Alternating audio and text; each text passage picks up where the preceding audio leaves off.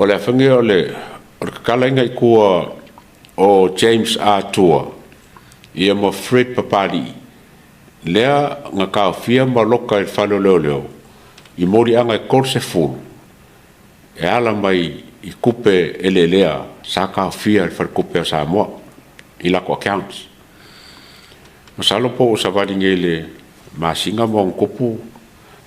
pea karu o nga kaofia la uangi o nga suenga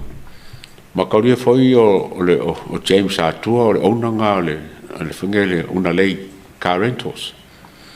e whaingaro ngai Fred Papali e whaingaro ngai kama ia nga o kupu mai o I Vietnam whaingaro ngai marisi au sainga leo ke le lopo wheme o whaile au sainga ia ko onua lesi o le fōlinga mai e Faaiuga Vietnam o lesi e ilonga whamai ngofo Amerika e pe kau fōringa mai e ilonga I ko I Thailand o le linga po wherko o lua lei o leo ngāra kako whalongolongo lawa I kala e lauri ia Samoa ia ngā loka mau kako le lopo o wheo I whar ka vale lea o wheo I ka vale o ai lai ke ua o whea lai ke uai awa a Faapea wa loka ko o lua leia o ngam ka upu leia e soka inga Vietnam wa kaunga loka uma ka vale wa kaunga so uma ka vale loka uma ka ofi uma o le finga nga lenga whai vaso len kengi na finga waile lo ia a whange ia a James Arthur ia le sunga foi ia Lemsio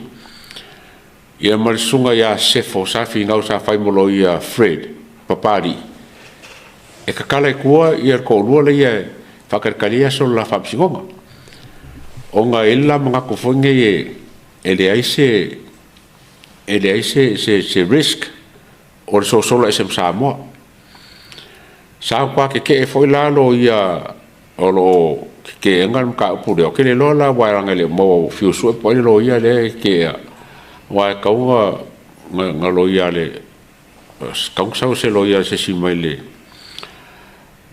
whange mai lo ia sili lo fisa lo ia sili wairanga ka pol malon ka pure le ve far kupe Samoa me fapenga a fai foi la o se lo ia mai lo fisa o lo ia sili ia le foi o ke va ko le ku se fo mo Fred Papali a se fo foi lo ia mai le official lo ia sili ai o le wa kakala I kua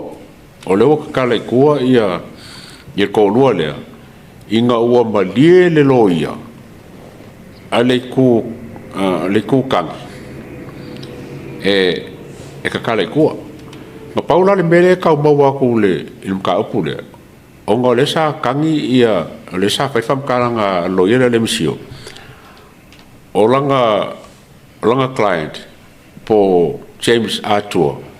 e mo ngasi moe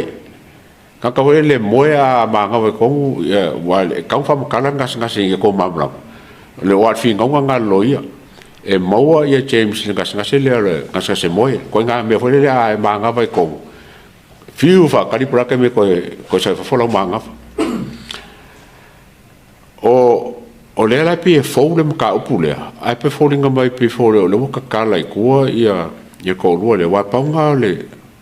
mafu anga kakau e kau nga ve kua ia le langa ave kua fo mo Fred Pali la ko ia ai o le la ave ko fa karkaleli la famsingonga ma la so ko o painga ko mai le famsingo inga ia fa wau ia susuenga o le ka upulea ngamali mai ia skamale ngamali mo Vietnam ia mar ko lo le nga ko fa ka un ka up e le fengo fi I la wai le ka upulea o ngole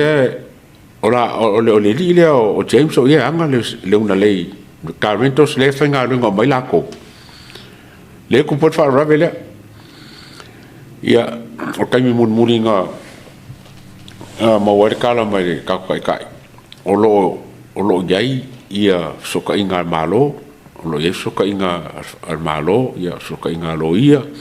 soka inga leo soka inga akungu mai o ngā mea umalava o lo Faapea ia makau ia foi le Faapea Samoa le involve vai Australia ia Faapea foi ia Vietnam ai nga paule me foi le o kama le o James atua passport Lucila ia msalo foi passport Samoa ai o polenga nga le sai ai inga ia ke ua ko su aku o me se va lalo pe o se va ku kuila o te simea pe mo ngi si passport en fainga ese ia pola la ver kulanga en fai onga ese le en fai onga le fai onga puipuia le ngofo mo ka mi fa singa ia ka si le la ku aku le e fa ko nga foi ia i lo ia sa finga winga mo ka up ia me se foi lo official le ma ku kunga ni kai mi sangi ai ma so sangi ai ia ma ave uma la ko kusfolau ma kusi en fai onga on ka fie ma sa ngale mu la ko ngofo i Samoa ia ma fai foi langa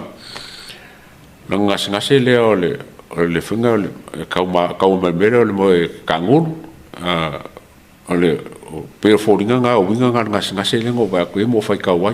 e mo singi vo le fa nga inga ia ma fai onga moe ia ma fai onga manga vainga le ia el po akoa ia awangi fa inga no soifua o ma singi la nga le fa sa finga le lo ia foi le pa va ko ma singi nga o fa pui fa nga ai ia ai le ra o kale kua yo ke le ro po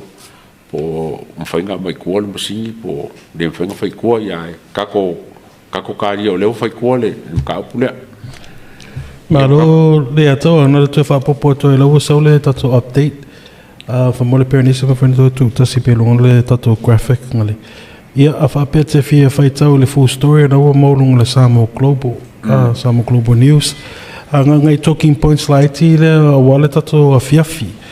The court has granted bail, but the case is far from over. The bail is a legal right that may be granted under appropriate conditions, and is not a finding of innocence. So, based on the report, based for the article, le Samo Global, the key reason for the prosecution no longer opposing the bail, once the prosecution withdrew its objection, the court imposed strict conditions to ensure, 1, that the defendants remain in Samoa, 2, they live at approved addresses, 3, they report to the police twice a week, 4, they do not contact prosecution witnesses, and 5, they do not commit further offenses.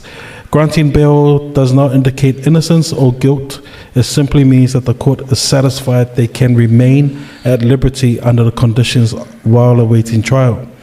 The Vietnam connection, le connection de Vietnam, the report also notes that the two defendants are connected to the Unalei rental cars. The two young Samoan men facing trial in Vietnam previously worked for that company.